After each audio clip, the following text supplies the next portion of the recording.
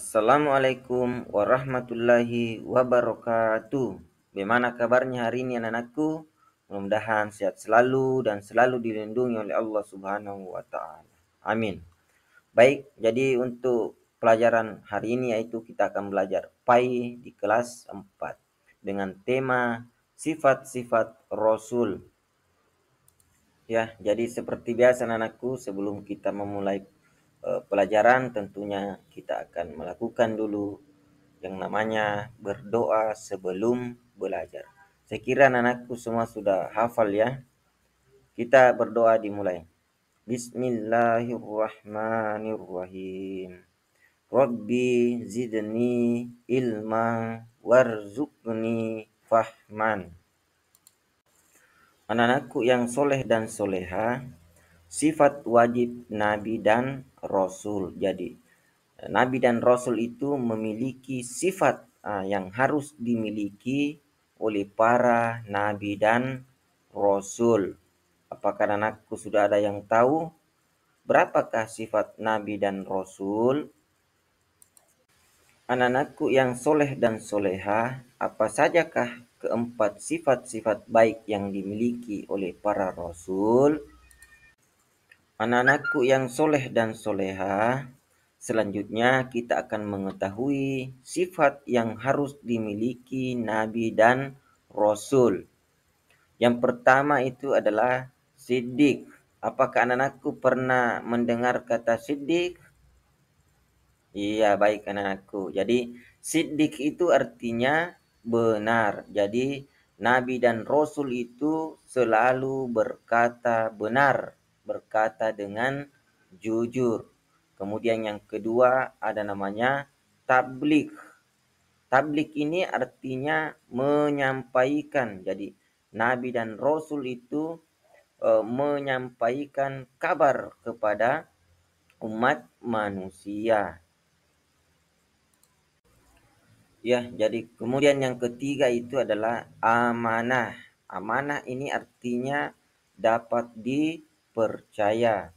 Kemudian keempat adalah fatonah. Fatonah itu artinya cerdas. Jadi Nabi dan Rasul itu tentunya memiliki kecerdasan.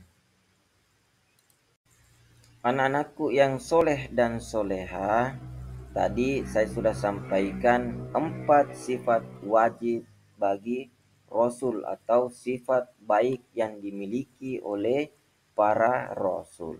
Selanjutnya adalah kita akan mengetahui sifat mustahil bagi Rasul. Sifat mustahil ini adalah kebalikan dari sifat wajib. Jadi sifat mustahil itu sifat yang tidak dimungkin dimiliki oleh para nabi dan rasul. Yang pertama itu adalah kizib. Kizib itu artinya bohong. Jadi seorang nabi dan rasul itu tidak mungkin berbohong. Kemudian yang kedua adalah kitman. Kitman ini artinya menyembunyikan. Jadi tidak mungkin seorang nabi dan rasul itu menyembunyikan sesuatu. Kemudian yang ketiga adalah khianat. Khianat itu artinya berkhianat. Tidak mungkin seorang nabi dan rasul itu berkhianat. Kemudian yang keempat yaitu baladah. Baladah itu artinya bodoh. Jadi tidak mungkin seorang nabi dan rasul itu bodoh karena nabi dan rasul itu adalah fatonah yang artinya cerdas. Cerdas ya.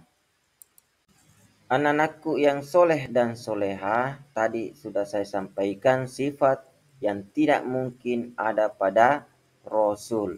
Selanjutnya, anak-anakku yang soleh dan soleha, bagaimana cara kita atau mencontoh atau meniru sifat-sifat wajib bagi Rasul. Yang pertama itu selalu berucap dan bertindak dengan benar. Yang kedua itu kita harus berani karena benar. Kemudian yang ketiga menepati janji. Jika kita berjanji, maka kita harus menepatinya. Kemudian yang keempat itu menjaga titipan.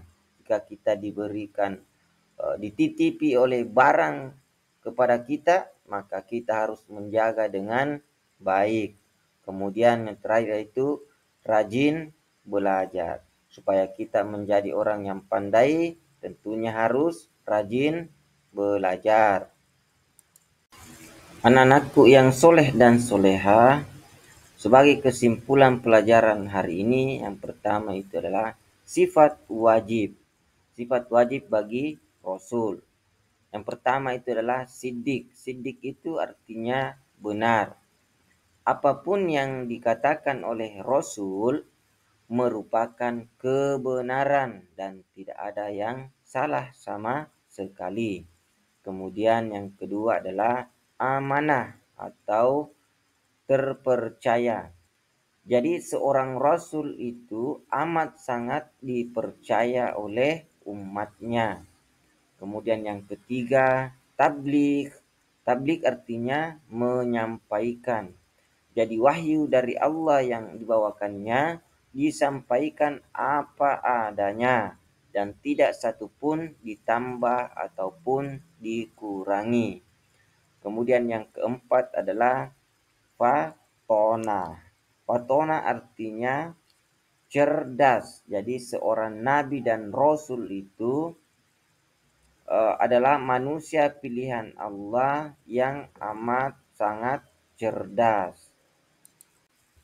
Anak-anakku yang soleh dan soleha, sifat mustahil bagi nabi dan rasul atau yang tidak mungkin dimiliki para nabi dan rasul. Yang pertama adalah kizib. Kizib itu artinya dusta atau berbohong. Jadi seorang rasul itu tidak mungkin berkata dusta dalam kehidupan sehari-harinya. Yang kedua adalah khianat atau tidak terpercaya. Jadi seorang rasul itu tidak mungkin berkhianat atau ingkar janji terhadap umatnya. Kemudian yang ketiga adalah kitman. Kitman itu artinya menyembunyikan. Jadi seorang rasul itu tidak mungkin menyembunyikan walaupun sedikit dari wahyu yang telah diterimanya. Kemudian yang keempat adalah baladah. Baladah itu artinya bodoh. Jadi seorang rasul itu tidak mungkin bersifat bodoh. Nah, jika seseorang rasul bersifat bodoh, maka pasti akan diatur dan dipermainkan oleh umatnya. Anak-anakku yang soleh dan soleha, demikianlah pelajaran untuk hari ini. Mudah-mudahan apa yang kita pelajari hari ini bermanfaat dan sifat mustahil bagi Nabi dan Rasul itu kita harus hindari. Dan sifat baik bagi Nabi dan Rasul itu kita harus contoh dan teladani. Terima kasih. Saya akhiri pembelajaran dengan mengucapkan Alhamdulillahirabbil alamin. Assalamualaikum warahmatullahi wabarakatuh.